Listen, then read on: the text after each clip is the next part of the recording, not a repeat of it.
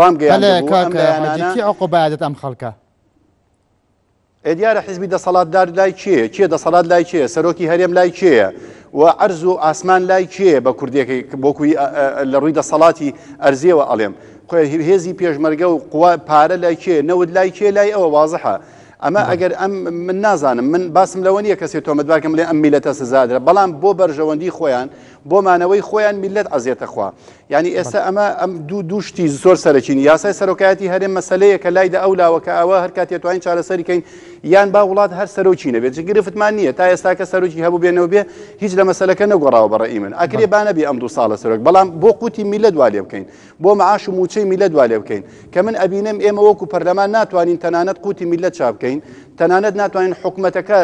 هەڵوەشکێنینەوە یان نەوع کارێکی تر بکەین و ناتوانین تەنها مەلەفێک بەم هاوڵاتیانی شادە بڵێم کاکە ئەو مەلەفی گەندەڵیە ئەمە چارەسەرەکەیەتی ئەمەش گرفتەکانە کە من نەتوانم ئەم حاڵەتە بکەم ئیتر منی پەرلەمانتار هەر لەناو پەرلەمانە بم هەر ئێستا من ئەمە دێم قساکەم هێرم قسانە وەک سەرۆکی پەرلەمان بە ئێمە وتی بچنە ڕاگەیاندنەکان قسەی خۆتان کەن باشە ئیشی پەرلەمان قسەکردن و تەسریحدان و ناڕزایی دەربڕینە یان چارەسەرکردنی کێشە گەندەڵیەکان و چارەسەرکردنی موچەی خەڵکە بەڵێ کاکەڕوان کەواتە دەست لە کارکێشانەکەت لەبەر ئەوەیە کە پەرلەمان چالاک نییە یانجی لەسەر پرسی سەرۆکاتی هەرێمە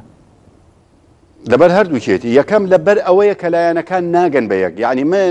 من لە وەفدی سیاسی نیم من لە وەفدی دانوستکار نیم بەڵام لایەنەکان گەنەکەن بە یەک پەرلەمانی چاوەڕی گەیشتنی لایەنەکانە بە یەک کە لایەنەکان نەگەیشتن بە یەک یعنی معنای ئەوەیە تەقدیر بۆ پەرلەمان دانانێن ئەگەر تەقدیر بۆ پەرلەمان دانرایە کێشەکە بە تەواوەتی ئاهاتەوە پەرلەمان چارەسەرمان کرایە و ناشیێڵن پەرلەمان چارەسەر کە چکۆنێ وڵات کێشەکە بەس یاسایی نییە سیاسیشە کە ئەچێت بۆ ناو دانوستانی سیاسی ئەوان چارەسەری ناکەن لەم لاوە پەرلەمان تاعتیلە بێ ئۆتۆماتیکیان یعنی بە کوردێکی ڕەبتیان کردو بە یەکەوە یعنی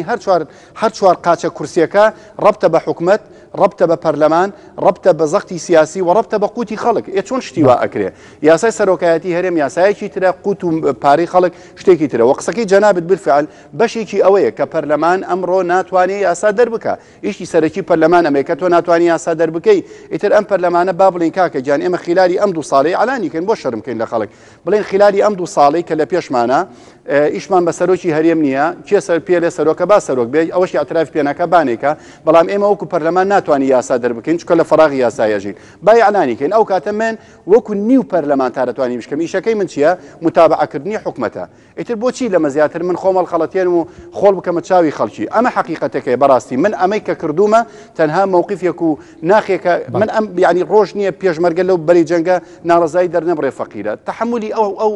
فرمێسکی ئەو پیاوە ناکەی کە پارەی نییە دەرمان بۆ مناڵێکی بێت بەڵێ بەس پەرلەمانتار هەیە ئەم دەست لە کارکێشانەکەت بە موزایدە بەناو ئابە وڵای من لە ژیانمە نەمزانێ مزایدە بکەم من ئەوەی بینی خۆم و خوا ڕاست گۆم بینی خۆم میلەتیش ڕاست گۆم نازانم مزایدە بکەم نازانم درۆ لەگەڵ میلەتا بکەم مزایدەی چی یعنی من تێناگەم من لەناو پەرلەمانە کەوتم نەتوانم ڕۆڵی خۆم ببینم وەکو پەرلەمانتارێ کام مزایدە من پرسیار لە جەنابەت و هەموو بیسەران و بینەرانی تەلەڤیزیۆنەکەتانەکەم کام پەرلەمانتار ئەزانێ ئێستا کە بڵێ کاکە پارەی نەوت ئەوەندەیە و ئەوەندەی خوراوە و ئەوەندەی هاتۆ بۆ حکومەت کام پەرلەمانتار تا ئێساکە مەلەفی گەندەڵی چارەسەر کرد بە چارەسەرکردن نەک باسکردن بۆ نمونەوە کاک عەلیەوە کاک سۆرانەوە کاک دکتۆر شێرکۆی هەموویان باس ئەکەن حەقیانە باس ئەکەن بەڵام چ پەرلەمانتارێک توانێتی مەلەفێکی گەندەڵی چارەسەر کە بە حەقیقی بڵێ کاکە ئەو مەلەفەمان چارەسەر کردووە لەو بوارە پێشکەوتنێکمان بە خۆمانەوە بینیوە نایڵن کاکە گیان لایەنە سیاسیەکان دەستیان کردو بە بیناقاقای پەرلەمانتار و پەرلەمانیشە پەرلەمان لە ئەدای وەزیفەی خۆی کەوتووە ئەمە مزایدەی چی و شتی چی کەی ئەم نەگەر مزایدە بکەم بۆ خۆم دێمە سەر تەلەڤیزیۆن ئەڵێم وا ئەەکەم ئێستاوامان لێ هاتووە من جەنابەت باشە زانمی ئەو قسە پێم نەبڕی مەمنونم ئێستا کام پەرلەمانتار هەیە کە بێتە سەر تەلەڤیزیۆنەکەی ئێوە دیفاع لە لایەنەکەی خۆی نەکە وامان لێتۆ بەس دیفاعەکەین کەوتوینەتە قەفەسی ئیتیهامەوە حەقشیانە خەڵک ئێمەین بۆچی کاکە بۆ دیفاع لە میلەت دیفاع لە یەکگرتو ناکەی من باخر لە بە ئەم مووقیفەم بۆ ئەمە یەتر دیفاع لە هیچ کەسێ نەکەم دیفاع لە هیچ حیزبێک نەکەم بەی خۆشمەوە ئەگەر من داوام کردو من داوام کرد لەلایەنی خۆمۆک و یەکگرتو ئێستش لێرەوە داوا ئەکەم ڕجاءن لەمە زیاتر مماطلە بە دانیشتە سیاسیەکان نەکرێ خەڵک تحمل ناکە باشترین شت ئەوەیە کە ئێمە لەناو ئەم حکومەتە هەڵ بینە دەرەوە بۆ لەبەر ئەم سەبەبە حکومەتێک پڕە لە قەیران و کێشەی ئێستا دروست کرد قەیرانی بۆ خەڵک دروست کردووە باشە من وەکو یەکگرتو بەشداریم لە دروستکردنی و قەیرانە بەڵام بەشدارم لە دەسەڵاتەکە ئەوان دەسەڵاتیان ناشرین کرد حکومەتیان ناشرین کرد منیش پێی ناشرین من مەجبورم دیفاکەم لە خۆم ئەڵێم من نیم ئەڵێ دێ وەرە دەرەوە لە حکومەت ئەڵێم کاکە ناتوانم بێمە دەرەوە دێ ئەڵێ چاچیکە یعنی هەموو لایەنەکانی لێمان گرتووە بۆیە باشترین شتەوەی لایەنەکانی تریش نەگیەگرتو داوا لە یەکێتی و گۆڕان و کۆمەڵیشەکەم بام حکومەت هەڵوەشێنەوە عەلە الأقل حکومەتێکی تر دروست ئەبێتەوە یا دروست نابێتەوە یا ئینتخابات دروست ئەبێ ئەو کاتە بەڕێی من یاسای سەرۆکایەتیەرم وەک خۆی وەک مەلەفێکی داخراو بەڕێی من ئاوا بمێنێتە مادام ئەوان پێیان خۆشە سەرۆکایەتی هەرم هەروە بێ بەوا بێ با ئاوا بێت و تەواو عەلە الأقل هیچ نەبێ قوتی ئەو خەڵکە چاکەین و تا 2 ساڵی تر بەم حاڵە بڕۆ. بەڵێ کاک حاجی دەست لە کارکێشانەکەت ئاراستایی یانکو ئەدەی بەکێ ئایا قبول ئەکرێ؟ یاسای پەرلەمان وایە طبعا من ئەو کاتە ئەکەومە ژێر وەگەڵێ سەودان و دەنگدانی هەموو پەرلەمانتارە بە ڕێزەکان خوشکبرانی من لەوێ سەرۆکایەتی پەرلەمان ئەو یاسای ئەو دەستەکارکێشانەوەی من وەرئەگرێ ئەی خاتە دەنگدانەوە لە ناو پەرلەمان بە زۆرینەی سادە دەنگی لەسەر ئەدرێ. بەڵێ دەست لە کارکێشانەکەت ئێستا پێتە؟ دەست لە کارکێشانەکە حاضرە لە ناو کۆمپیوتەری فراکسیۆنی یەکگرتووە ڕۆژی یەکشەم لەوتا لە ناو مۆبایلی خۆشمە هەیە بەزەوە ئێوە نایبینن لە ناو مۆبایلەکەیە هەیە فراکسیۆن بەست ماوە یەک تەوقیع و تاریخەکەی چکە من تاکەوتم 6 مانگ دەست لە کارکێشمەوە ئەوە بوو تاجیل و بەستان هەڵە بە تاریخەکەی ڕۆژی یەکشەم کە دەوامە من تەسلیم یەکەم ئینشاءڵڵا. بەڵێ کاک حاجی ئەگەر قبول ناکرێ چی ئەکەی پێش ئێستا پەرلەمانتار هەبوو کە دەست لە کارکێشانە خۆی ئارەستەی پەرلەمان کرد بوو قبول نەکرا ئەگەر قبولیش نەکرێ مەجبورم ئەو کاتە هەر چۆن ئەڵێ لەناو پەرلەمانە بە هەمان شێوە بتوانم خاوەن هەڵوێست بم بە هەمان شێوە زەخر لە لایەنەکانی خۆمان بکەین بە هەمان شێوە بتوانم ئەدای دەوری خۆم بکەم بەم حاڵە یعنی من ئەمە ئەگاتە حەدی ناچاری یعنی حتا قورئانیش جار وای ئیشارەت ئەدا بە شتێک ئینسان خوا بەرازی حرام کرد ببوورە تەشبیهی ناکەم بەڵام تۆ گەیشتە حەتی ئیفتیڕاری مەجبوری ئەوها بمێنیتەوە من بەڵام ئێستا هەڵوێستی من ئەمە ئەخوازێ ئەگەر قبول نەکرد هەر وەکو ئەندا پەرلەمان ئەمینی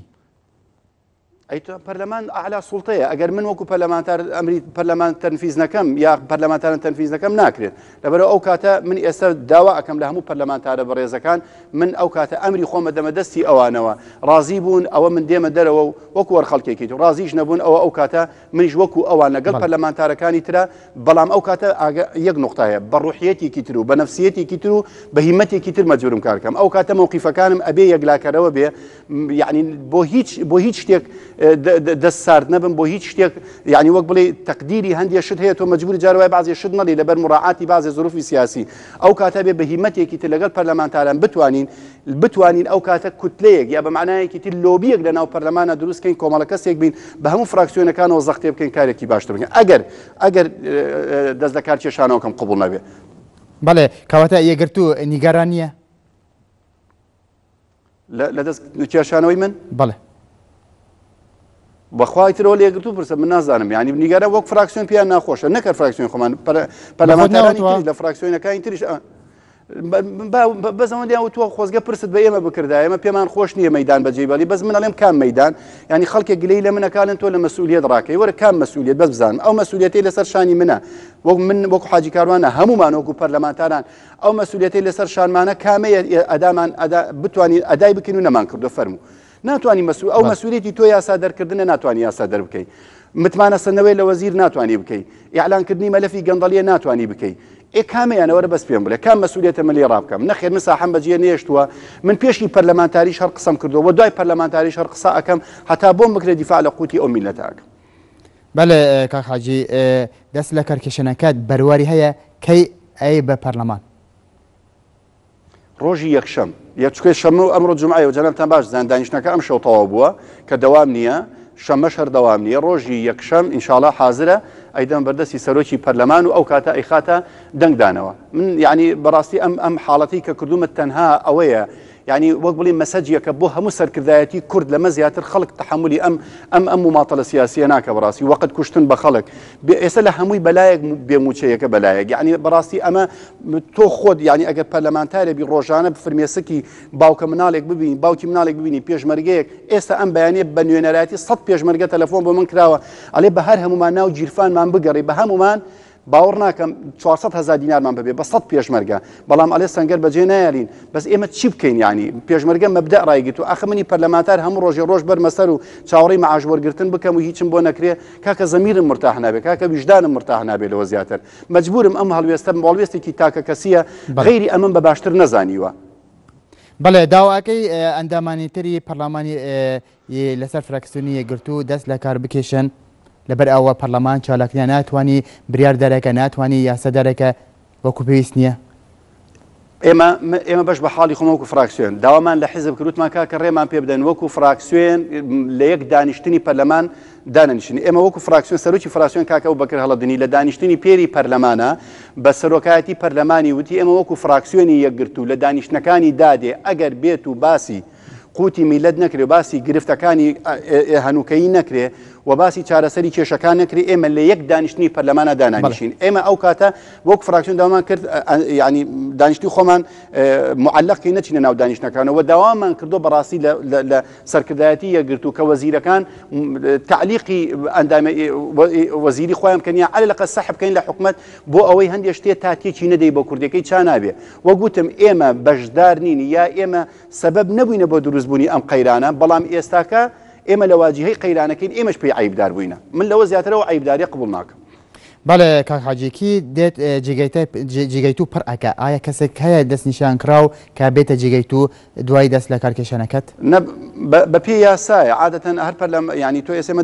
دەئەندامی بە پێی یاسا ئێستاکە چی یاسا بۆ خوای بزەبت بە دقیقی نازانم ینی نەمپرسیوە بچکە من زۆر ناچمەنەوە تەفاسیلەوە من ینی ئیشم بەوە نییە بەس دیارە هەر بینی یاساکە دیارە ژمارەکانیش دیارە بزەبت بە دقیقی نازانم چێ. بەڵێ ئەم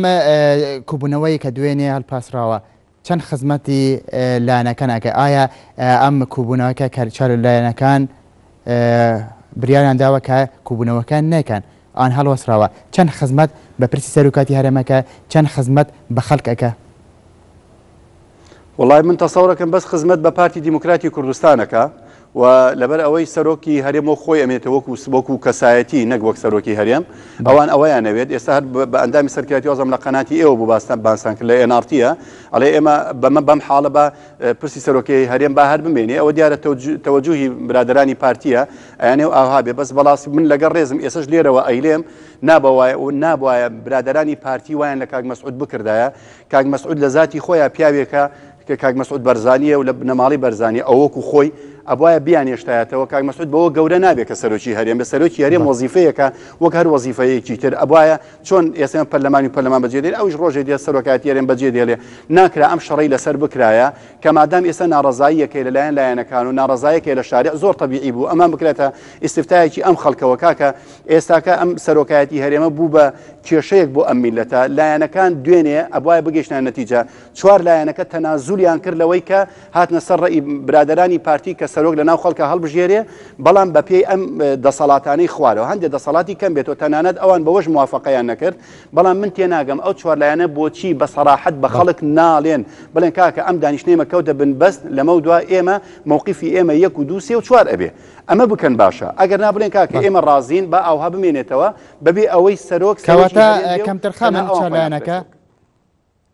بەڵێ کەم تەرخەمن کەم تەرخەمی چییە هەمووتان باش ئاگاتانێ و بە پەیامنێرەکەی خۆتانەوە هەموو وەفدەکانی گۆڕان و یەکگرتوو هەمویان چوونە ژوورە وتیان لە دوای دانیشتنەکە ئێمە دین مووقیفی خۆمانی ئەعلانەکەین لێرەوە بڕیار ئەدەین دانیشتنەکان بەردەوام بێ یا بەردەوام نەبێ هەمووتان باش ئەزان هەموو لایەنەکان خۆیان دزیەوەیەکیان تەسریحێکی تەواوتیان نەدا هەمووی لە بن لێفۆ بەتانێ و تەسریح دەن لەم لاولەکان مووقفی زەعیف و مووقفیان هەر چوالایان مووقفیان ضعیفە هەر چوالە ئەگە مووقفیان ضعیفنەوە بەیانێکی موحەدیان دەرەکرد ئەوەند کاکە لەبەر ئەم سەبەبە ئێمە نەگەیشتین بەڕێکەوتن عیلاجیشمان ئەمەیە ئەخر خۆ ناکرێ ئێمە بەڕاستی لەگەڵ ئەم میلەتەی خۆمان ئەم چاوشارچیە بکەین ئەمە پێوترە چاوشارچیە یعنی ئەمە خۆدزیینەوەی لە مەسئولیەتەکان ئێستا خەڵک هەموو خەڵکی کوردستان جەنابتان باشە زانن بە منیشەوە چاوەڕی دەقە بە دەقەم ئەکرد بۆی بزان ئەم لایەنە نەبێنە دەرەوە ڕێککەوتن دڵی هەمومان خۆش بکەن بەڵام کە نەیانتوانین دڵمان خۆشکان عەلە لەقەل سەبەبەکەمان پێ بڵێن و عەلە لەقەل چارەسەرێکی تر بەم میلەتە بڵێن ئێستا لە هەر وڵاتی تر کە مشکلێکی سیاسی دروستە بێ انتخاباتی پێشوەخت دەکرێت با انتخاباتی پێشوەخت بکەن و ئیتر ئەم میلەتە نەجات بێ ئیتر ئەو کاتە انتخابات بۆ سەرۆکی هەرێم بێ بۆ پەرلەمان بێ با بە هەردووکی بێ بەڕێی من پەرلەمانی شەڵوەشێتەوە سەرۆکی هەرێمیش بۆ انتخاباتێکی بۆ بکرێ خەڵک لەم حاڵەتە نەجاتی بێ و على الأقل هیچ نەبێ قوتی ئەو میلەتە بەم مەسەلە سیاسیانەوە نەبەسترێتەوە. بەڵێ کاک حاجی کەواتە ئەو پرۆژەی پارتی پێشکەشی چالایەنەکان کردووە ئایا ئەو پرۆژە لە جێگەی خۆ بە ئەبوایە چالایەنەکان ڕازی بووان لەسەر ئەو پێشنیار و پرۆژەکانی پارتی؟ ئەزانی چۆنە ئەمە وەک سیر و پیازی لێ هاتووە منە لێم سیر تۆ لێ پیاز ینی هیچ لە مۆزوع نەگۆڕاوە تۆ نقطەی یەکەم چاکەکەی نقطەی دووەمت بۆ دێنێ دووەم چاکەی سێمت بۆ دێنێ لە ئاخیر هەمووی تێکەڵاو یەک بۆتەوە ئێستش تا ئێستاکە لایەنەکان نەیانوتۆ نقطەی محەدەد و ڕئیسی ئێمە چییە تا ئێستا ئەم هەر چوار لایەنەکە بە سەراحەت نەیانوتۆ کاکە ئێمە موافقین لەسەرمانەوەی کاک مەسعود بەڵام بەم شەرتانە هەر لێن دانیشتین سازانەکەین ئەگەیشتین بە نقطەیەک لەم خاڵانە خەریکە بگەین بە یەک لەم خاڵان ناگەین بێ نەوتراوە سەراحەتەن منی پەرلەمانتار ئێستا نازانم من وەک پەرلەمانتار یەک پەرلەمانتاریش نازانێت لەناو دانیشتە سیاسیەکان مشکلە ڕئیسیەکە چییە ئەگەر بە سەراحەتەن بڵێ کاکە ئێمەمانەوێت مەسعود بەرزانی بمێنێتەوە لە جێی خۆی یان نامانوێت ئەگەر بمێنێتەوە بەم شەرتانە ئەگەر پارتی شەرتەکانی قبول کردی نەیکرد با انتخاباتی پێشوەخت بێ ئیتر بۆ وەقت بە میلەتە ئەکوژن هەمووتان باشە زانن فەرمو ساروخی ڕووسی بەسەر کوردستانە ڕوە داعش لە بن جۆمانە ئێران هەر ڕۆژی سیناریۆیەکمان بۆ دروستەکە ئەوە تاش حەشدی شعبی لەولاوە قوات کۆ ئەکاتەوە ئەخت توخوا وەختی ئەوەیە ئێستا کە ئێمە بکەوینە ناو خۆمان توخوا وەختی ئەوەیە خەڵکی میلەتەکەمان برسی بکەین ئێکا کە پێشمەرگە ڕۆژێک دوو ڕۆژ بە برسێتی داوامەکە خدایەوە تحمل ناکەلەوە زیاتر ئێستا با قەرارێک بدرێ لە قیادەی سیاسی کوردەوە بەڕێی من ئەوەیە کاکە یەکەم حکومەتە هەڵوەشێتەوە بەڕاستی دووەم شت انتخاباتێکی پێشوەخت دابدرێت چونکە ئێستا کە ئەعلانی انتخابات بکرێ تا 9 مانگی تر ناتوانین کەواتە سەرۆکی هێرم چێمێن تۆ 4-5 مانگی ئەمێنێتەوە لەبەرەوە هەتا زۆر ئەعلانی انتخاباتێکی پێشوەخت بکرێ لەواتێ زۆر باشتر بێ چونکە تۆ 8 مانگی تر لە پێشە بە خلالی ئەم 8 مانگە لایەنەکان ئەکەونە خۆیان هەمویان حاضری انتخاباتە بن ئەو کاتە بەڕێی من مشکلەکە چارەسەر دەکرێ لەمە زیاتر تاخیر نەکرێ باش. بەڵێ کاک حاجی ئەگەر پرسی سەرۆکاتی هەرێم جاریکە بچتە پەرلەمان ئایا فراکسیۆنی یەکگرتوو ئامادەیە نیسابەکە کامل بکات و دەنگ بۆ ئەو پرسە بدە؟ ئێمە تقریبا نیمچە بڕیارێکی ڕسمی نیمچە ڕسمی لە ناو خۆمانە لە دانیشتنی فراکسیۆن و وەزیرەکان و مەکتەبی سیاسی و ئەمینداریشە ئەم گەیشتینە ئەم قەناعەتە و ئەم بڕیارە ئەم جارەیان پرسەکە بگەڕێتەوە پەرلەمان بە دەقیقی ئەیڵێن با خەڵک باش گوێ لێبێ پرسەکە بگەڕێتەوە پەرلەمان ئەو کاتە فراکسیۆنی یەکگرتوو بە ئیجماع هەردەی چاوەڕێی ئەمری قیادە ئەکات هەردەی ئەچێتە ناو پەرلەمانەوە بۆ هەموارکردنەوەی یاسای سەرۆکایەتیەکە ئەو جارەی ترکە ئێمە نەچوین ئەسبابەکان نامەوێت لێرەوە باسی بکەم لای ئێمە هەموو ڕۆژێ 19 ئابە ئەمڕۆ 19 ئابە ڕۆژی دووشەمێک کە دی ڕۆژ 19 ئابە سەرۆکایەتی پەرلەمان هەر کاتێ بۆی هەیە ئەتوانێت ئەو یاسایە بخاتە خوێندنی دووەمەوە هەموار بکرێتەوە ئێمە چاوەڕێی ئەوین هەر کاتێک کرا بە بێ مبالات و بەبێ هیچ شتێک هەر دەمان ئەگەر من خۆم بمێنمەوە هەر دەمان ئەچینە ژوورەوە هیچ گرفت لەسەر ئێمە بوو کردمان چی بکەین لەوە زیاتر کەواتە بوو چالایەنەکان بریار نایەن ئەگەر نیسابەکە کامل بێت یەکگرتووش لەگەڵ لایەنی تر بێ بۆ بریار نایەت ئەم پرۆسەیە ئەم پرسە لە ناو پەرلەمان یەکلایی بێت. عزیزی من خۆ ئەگەر چوارلایەنەکەش قەناعەتی کولیان وا بواە ئەم پرسە لە ناو پەرلەمانە چارەسەر بکرێ لە پێش من ئیعلانیانە کرد ئەم پرسە وەک وتم بەستراوە بە قەناعەتیان نییە تۆ ئەم ئەزانین بۆ قەناعەتیان تۆ پرسەکەت هێنایە ئەوێ کردت بە قەرار چێ تەنفیزیەکە کام قەراق ئەو قەرارە بچێتەوە بەردەست سەرۆکی هێرە سەرۆکی هێرێمیش نییە ئەو کاتە تۆ قەرارە لەبەر تەنفیزکردنەکەی چێ ئەیکا نایکرێ ئەو کاتە ئێستا حالیان کێشە و شەڕەکە نەبووتە شەڕی شەڕە دەنوک تەنها شەڕی تەسلیحاتە ئەو کاتە دەنوکەکان لە یەک نزیکەوە بوون لە یەکتریاندا بەچێ ئەم مشکلە چارەسەکرێ سەراحەتەن لایەنەکان سیقە و متمانەیان بە یەک نییە لە ڕووی ئەوەوە کە بەگژی یەکا بچن سەراحەتەن سیقەیان بە یەک نییە ئەگە سیقەیان بەوە بۆ هەبووە تەنها لە پەرلەمان چارەسەر بکرایە حەوت زەمان بوو چارەسەرەکرا یعنی ئێمە بەش بە حاڵی خۆم نەک من ئێستا قەناعەتمە یەکێتی و گۆڕان و کۆمەڵیش گەیشتە ئەو قەناعەت کەواتە ئەم سەرۆکایەتی هەرێمە بە زووترین کات چارەسەر نەکرێت یەکەم لە ڕووی سیاسی و دووەم لە ڕووی قانونیەوە لەوانەیە ئەم کوردستانە بەرەو هەڵدێبێت بەس من تعجوبەکەم یعنی ئێستا کە معقوڵە هەندێک لایەن پێی خۆش بێ ئەم وەزع ئاوها بێت یعنی ئێستا دوو ئیدارەی هەیە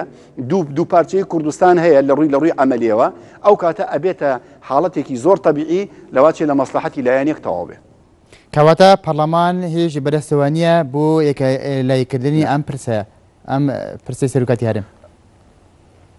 لە ڕووی عملیەوە بەڵام لە ڕووی قانونیەوە بەدەستێتی بەس تۆ قانون ئێستا حاکمەیە قانونی بەدەستە بەڵام لە ڕووی عملیەوە ناتوانێت ئێستامە لە ڕووی پەرلەمانیەوە لە ڕووی کاری پەرلەمانیەوە بالفعل بەدەستمان و دەسەڵاتمان هەیە ئەم یاسایە هەموار بکەینەوە بەڵام لە ڕووی سیاسیەوە لە ڕووی واقعیەوە لە ڕووی عملیەوە ناتوانی باشە ئەگەر وا بواە لە 19 ئابەوە بۆ ئێستاکە بۆچی سەرۆکایەتی پەرلەمان یا بۆچی فراکسیۆنەکانی پەرلەمان چاوەڕی ئەمڕۆ ئەکەنەوە ئێستاکە ئەمڕۆ نۆی دەیە لە 19 ئابەوە باشە بۆ تا ئێستا ئەوەندە لەسەر ئیدلایەنەکان وەستان ئێدیارە بە پەرلەمان چارەسەر ناکرێت ئەگەر چارەسەر بکرایە معقول نییە سەرۆکایەتی پەرلەمان یا پەرلەمان چاوەڕی ڕێککەوتنی لایەنەکانی بکردایە ئیتر ئەمە چییە ئەم یاسای هەینەوە پەرلەمان لە پەرلەمان چارەسەرەکەین دەهێناوتە دەبی چارەسەری بزانم کە ئەوە زانێت چارەسەر نابێت ئیتر وڵای لەلایەکەڵێت چارەسەرە بێت تەنها کێشەکە لە پەرلەمان چارەسەر بێت لەلایەکتر چاوەڕی سازانی لایەنەکانین ئەی بۆ 19 چاوەڕی سازانی لایەنەکان نەبووی داوای 3 ڕۆژمان کرد تەنها 3 ڕۆژ پێنجشەم نا بۆ یەکشەم موافقەیان نەکرد لە دوای ئەو 3 ڕۆژەوە ئێمە 3 ڕۆژەکەیمان قبول نەکرد فەرموو ئەوە بەرەو چەند مانگە چێ سەرۆکایەتی پەرلەمان چاوەڕی سازانی لایەنەکانن بەڵێ کاک حاجی دەست لە کارکێشانەکەت بۆ خزمەتی ئیرادەی پەرلەمانە یانجی بۆ خزمەتکردنی پارتیە وڵی من ئەگەر خزمەتی من لایەنەکەی خۆشم وەکو یەکگرتو ئەگەر لەگە بەرژەوەندی خەڵکانە بێ یەک دەقە لەگەڵی نابم بەرژەوەندی پارتی چی و بەرژەوەندی من ئاڵێ ئەوەی کردووە لە بەرژەوەندی ئەو خەڵکەیە ئەگەر هیچ نەبێ دڵی ئەو خەڵکەیە لەگەر هیچ نەبێ مووقیفە لەگەڵ ئەو خەڵکە ئەو گەنجە بە 1500 دینار لە بەردەم پەیامنێرەکەی و 1500 دیناری پێ ئەوەندەی پێ بەس زمانە من ئەوەی کە پێمە پەرلەمانتاریەکەم وازی لێ دێنم مە مووقیفێکی شخصی و زەمیری خۆمە هیچ عیلاقی بە هیچ لایەنەکەونیە من ئەگەر وا بواە تەنانەت پرسم بە مەکتەب سیاسی و سەرکردایەتی و بگرە فراکسیۆنەکەی خۆشم نەکردووە من پەرلەمانتارم ئیرادەی خۆم هەیە نە عیلاقی بەسەر هیچ لایەنێک و قسەکانی منیش دیارە نە مماتەڵە نە مجاملەی هیچ لایەنێکەکەم ئەوەی کە ئەیکەم سەبەبی ڕئیسی ئەم کێشە و گرفتە ئەم حیزبانن بە دەرەجە یەک پارتی دیموکراتی کوردستان لە سەبەبی ڕئیسیە بۆ دروستبوونی ئەم قەیران چووکە سەرۆکایەتی لای ئەوانە سەبەبی ڕئیسی دووەم یەکێتی نیشتیمانی کوردستانە بۆ لەبەر ئەوەی ئەگەر ئێستا باسی سەرۆکی هەرێمەکەین باشە جێگیری سەرۆکی هەرێم بۆ دەستەکار ناکێشێتەوە کە کاک وەسرەتە بۆ دەست دەکە ئەو جێگیری سەرۆکی هەرێم نییە دەبا ئەو دەست دەکار بچێشێتەوە ئەو کاتانی کاکێمە دەست خۆش بێ ئێمە گلەی لە سەرۆکی حکومەتەکەین کاک نێچیروان کاک قوبات جێگیری سەرۆکی حکومەت نییە معقوڵە جێگیری سەرۆکی حکومەت بە من بڵێ بە پەرلەمان بڵێ ئێمە بە خەڵک بڵێ من نازانم مەلەفی نەوت پارەکەی بۆ چۆ ئەچێ پارەکەی چەندە باشە جێگیری سەرۆکی حکومەت لە ناو ئیشەکەی لە ڕووی عملیەوە لە ئەندامی ئەنجومەنی باڵای نەوت و غازە ئەو نەزانێ ئەم پارەیە چی لێ دێ و چێ ئەیبا و چۆن دێ باشە پەرلەمانتار لە چۆ ئەزانێ بۆ ئەوان مووقیفیان نییە بۆ ئەوان دەنجیان نیە جەنابەت تا ئێستاکە بینیوتە وەکو سەحوفیەک و ئەو خەڵکەش سەرۆکی ئەنجومەنی وەزیران هاتۆتە سەرشاشە بەو خەڵکە بڵێ کاکە قەیرانی ئەم دارایە سبەب ڕئیسیەکەی ئەمەیە ئێمەش ئەمە چارەسەرەکەیەتی نەتبینیوە هەڕەڵێن ئاشتی هەورامی وای کرد ئاشتی هەورامی پارەی نەدا پارە نانێرێ ئەو نییە کاکە ئەمر لای ئاشتی هەورامی نییە ئەمر لە سەروی ئاشتی هەورامیەوە بۆ باسی ئەوانە ناکەن بۆ تا ئێستا سەرۆکی هەرێم خۆی بڵێ بە خەڵک بڵێ ینی بێت بڵێ کاکە گیان یاسای سەرۆکایەتی هەرێم ئەمەیە ئەوە من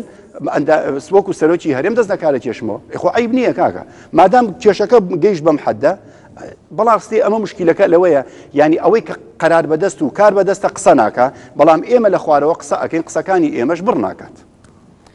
بەڵێ درسپاس بۆ حاجی کاروان پەرلەمانتارە کوردستانێژە فراکسیۆنە یەکگرتو و کۆپاوایەکی ڕاستەخۆ لە ستودیۆمە لە هەولێرە مەڕەبوو درسپاس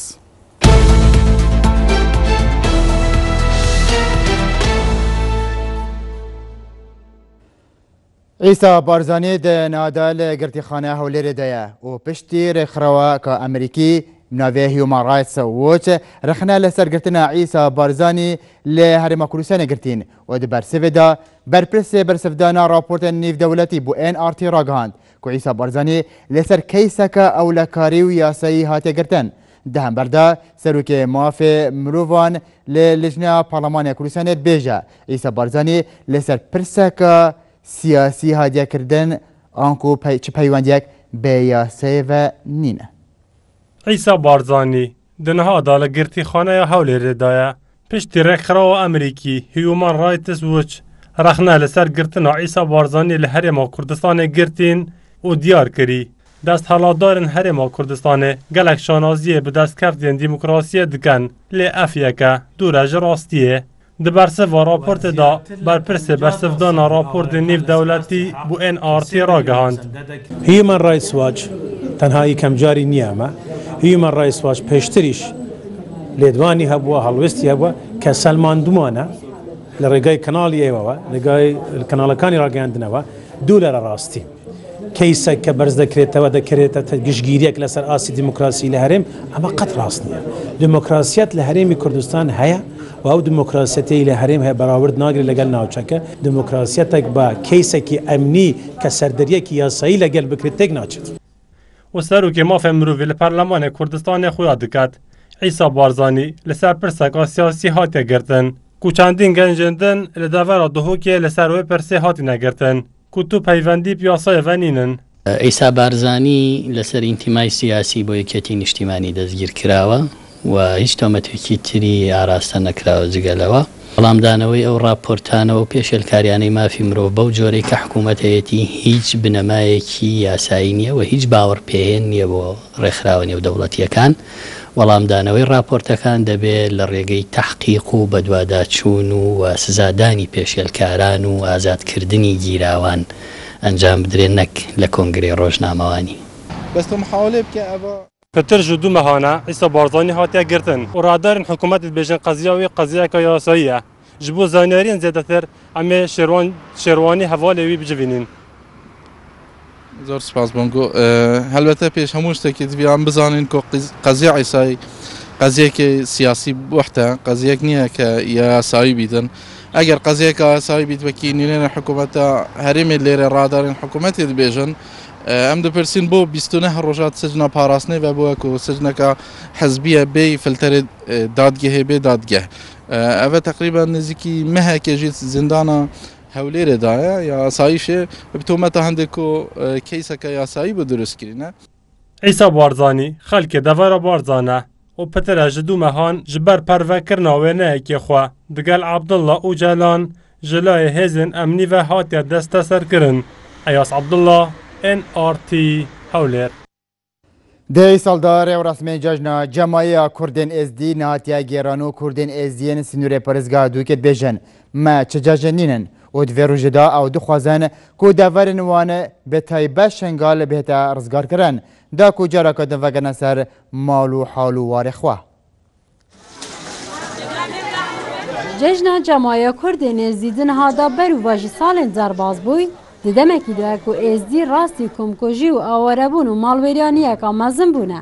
و پرانی آوان یان دی کمپاندانه یان جی برای آواربون بودر وی ولاتی یان جی دیلگرتین دست چکدارین داعش بونه هر جبر وی کاراساتا بسری وانزهاتی نها او آوارین سنور پارزگاه ها دو که جی دبیجن نهیج جشنگ نینه جشن چه بگونه چه جشن منی ویکاری ام آواره بون و ام مجی خبر داو و ما مال و ملک خبر داو ام آواره بون چه جشن مال وزری نیزم بگونه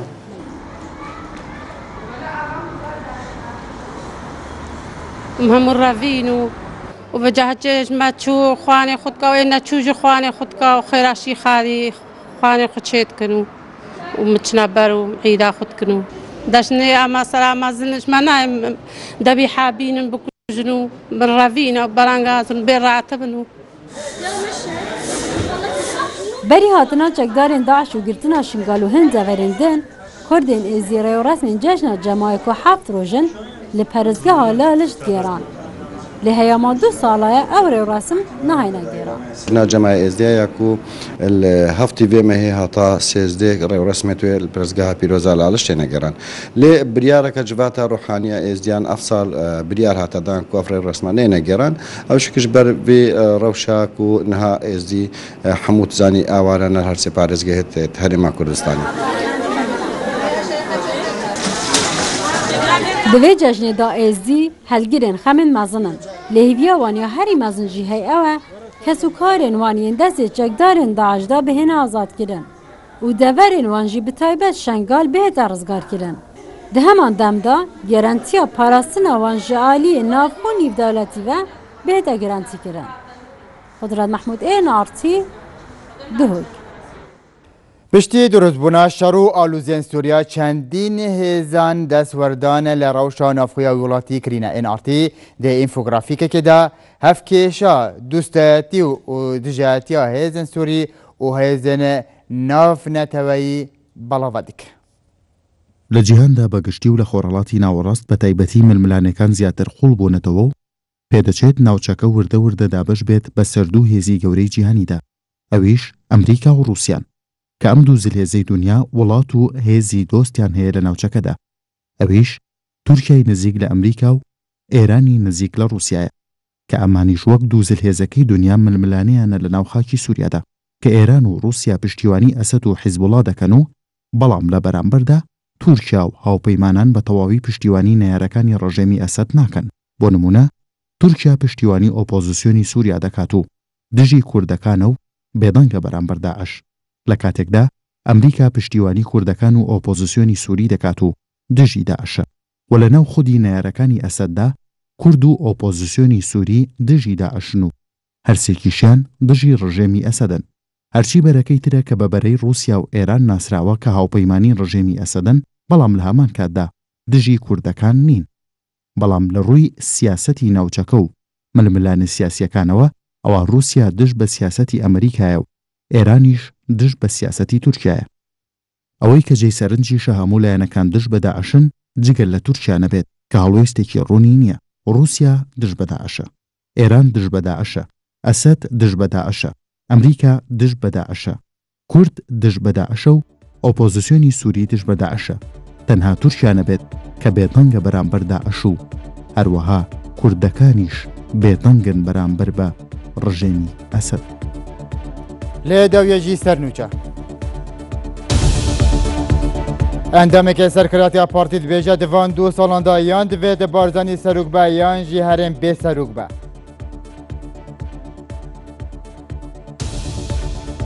ئەندامێکی شاندە گۆڕان ڕادگەینا پارتی لێ تەڤەیە سوزێن خوا بۆ چارەسەرکردنا پرسە سەرۆکاتی هەرێمێ پەشیمان بووە. به سەدەما کەفتنا خوارە گولە هاوەنەکێ لە بەقۆ بە 27 وڵاتیان ژیانە خۆش دەستدان.